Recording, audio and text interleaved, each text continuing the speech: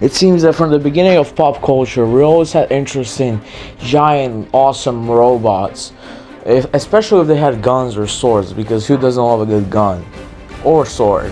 Evangelion, Gundam, and others. But one franchise that especially interests me when it comes to giant robots is Transformers. I basically grew up with Transformers. I loved them since I was like 4 years old, and I never stopped. Sure, I'm not as interested as I used to, but Transformers get to me every now and then. I have a phase and I'm really interested in it. Now, it is kind of sad that most Transformers things are just marketing schemes for toys, but I thought the Michael Bay movies were good. At least the first three one. We don't talk about Age of Extinction last night. And I especially like the Bumblebee verse with Bumblebee and Rise of Beasts. But I never read a Transformers comic. Despite this being a comic book channel, I never read the comic that had Transformers in it. So I decided to do it. Now, since I can't actually get my hands on a real Transformers comic, I decided to go and read it digitally. And one that I chose was All Hail Megatron. And holy shit, I was not disappointed. This comic was amazing. I love the sense of scale it had, and the art was great. So let's go over it. So like I said, this was actually my first Transformers comic. I'm a huge Transformers fan. I loved Transformers for years. However, I've never read a Transformers comic, so going in, I didn't really know what to expect. And then you were a start either, so I decided to to get All Hail Megatron, written by Shane McCarthy and art done mostly by Guido Guidi. Probably Italian name, sorry if I butchered that. But I got this comic digitally, and it feels weird for me to read comics digitally, but I still thought it was good, you know. And overall, I was impressed with this comic. I was not disappointed. I thought it was great. The sense of scale was amazing. The art was really good. Not so much on humans, but you know, at least in issue 9 particularly had a really shit way of drawing humans. And black people were colored really weirdly. I don't want to sound like woke or something, but it just sounds like so weird. They're colored like they're pale, but still black. What the fuck did I just say? I don't know if you've guessed by now, but I love giant robots. Metal Gear, Transformers, Gundam, anything there's a robot, remote control or sentient, I don't care. I think it's cool. I feel like one thing that all men can agree with is that giant robots are fucking cool. Except on superheroes. I don't think superheroes need giant robots. I don't know why. I just don't think that's the best idea. But yeah, so let's go over the story of this comic and what I think of it. So this comic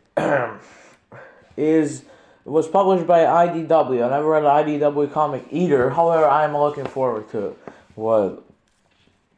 reading more of their stuff. Now, since I'm starting to read comic digitally now, I can access like many comics that I haven't even heard of. So if you guys have any suggestions, drop them in the comments. So this comic is the second major arc in IDW's first Transformers universe, and it takes place after Optimus Prime and the Autobots were ambushed by decepticons because someone in the group had snitched and told Megatron was going to happen. So, Optimus is like, he's not dead, but he's not conscious. You know, the Autobots are like on Cybertron, they don't know what to do, they don't like each other, they're paranoid because they don't know who was a traitor, you know. The main focus is on Ironhide and Jazz, and I think that's really good. I like Ironhide and how he went from like this dude who was like suspecting on everyone and was beating up Autobots, fellow Autobots, because he thought it was them who were the traitor, to like this redemption arc where he like apologized and stuff. It's really nice, and I thought it was beautiful. There's also Cop and other Autobots from Cop's crew who landed on Cybertron after the ship was taken down. And meanwhile on Earth, the Decepticons, they're starting to take over Earth. They start taking over Washington, Los Angeles, and also go to Israel and other places. The start of this comic is wild. So there's like people in the street, and they're just going with their business. And the Constructicons arrive. The Constructicons are Decepticons who can like combine into this one giant guy called Devastator. And the Constructicons are like, oh, we come in peace. We're gonna help you guys. You know, we're gonna make your civilization advance. And then they look to each other and are like, nah, just kidding. And start killing everyone, just stomping on them, shooting them, exploding them and stuff. And there's also this another plot where basically the countries of the world agree to drop a nuclear bomb on New York, which will kill the Decepticons and you know, end the threat, even though it will kill millions of other lives. And there's one great twist though, like, which revealed the plane carrying the nuclear bomb is also a Decepticon, which is like really crazy. And there's actually one scene near the end where Thundercracker and a Decepticon, member of the Seekers, he like feels that what Megatron is doing isn't fair because they're not fighting some advanced civilization who like has huge weapons and stuff. They're fighting like humans. Humans don't stand a chance. It's just, like he says, it's more of a slaughter than an actual war. So he grabs the nuclear bomb and just drops into space. And this is technically referencing Avengers. Or should I say Avengers is referencing Transformers, because Transformers All Hail Megatron came before the Avengers. But yeah, I feel like the sense of scale is actually insane in this comic. Like at the start, not as much. You know, Autobots, we get a first like major Autobot plot and stuff in like the 4th issue. And there are 10 issues that like follow the main story, and the rest are like just the aftermath, you know, some short stories, if I say. And I love Optimus's return. I thought it was great, you know, how the group of Autobots, they were like basically nobodies, you know, they didn't have any resources or stuff, who were like lost. They're now together, they're regrouped and stronger when Optimus came. And we do get a reveal who the traitor was. I'm not going to spoil it, of course. Go read the comic. But yeah, I feel like the last few issues had some amazing artwork. Devastator and his fight with Omega Supreme. Dude, what a great fucking final battle.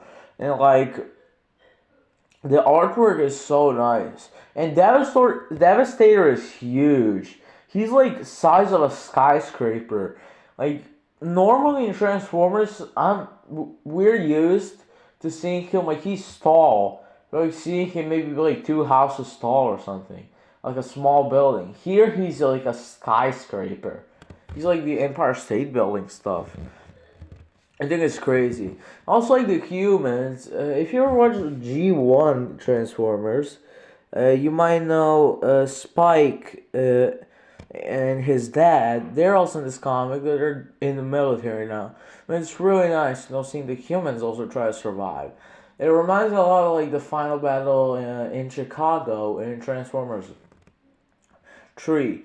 Dude, if Chicago wasn't already bad, now you got Transformers. That's crazy. But yeah, overall, this comic was just a great read. I was hooked. I enjoyed the artwork, the writing was great. Not so much with the humans, but with Transformers, great. Optimus, dude, Optimus is so good. And I liked Starscream a lot, because Starscream went from this dude who wanted to betray Megatron and overtake his throne in the Decepticon Empire. And in the end, to this guy who changed his mind, you know, he changed and he agreed, he like accepts that without Megatron, there are no Decepticons. And also, like, Megatron, who just a fucking menace in this comic. He, like, doesn't care what he's doing. He knows every plan that the humans do. He, like, straight up tells Optimus Prime to shut the fuck up. And he even goes, when Starscream reveals that he's gonna betray Megatron, and Devastator is on Starscream's side. Megatron goes face to face with Devastator is genuinely crazy. But yeah, amazing comic. Just I enjoyed it a lot. I'm giving this comic a 10 out of 10, ladies and gentlemen. The first 10 out of 10 in this on this channel. I'm sure there'll be more to come, but yeah. But as always, if you like this video, make sure to like and subscribe and turn on the notifications to never miss a new review. And that's it for this video. This was Astro Comics signing off. See ya.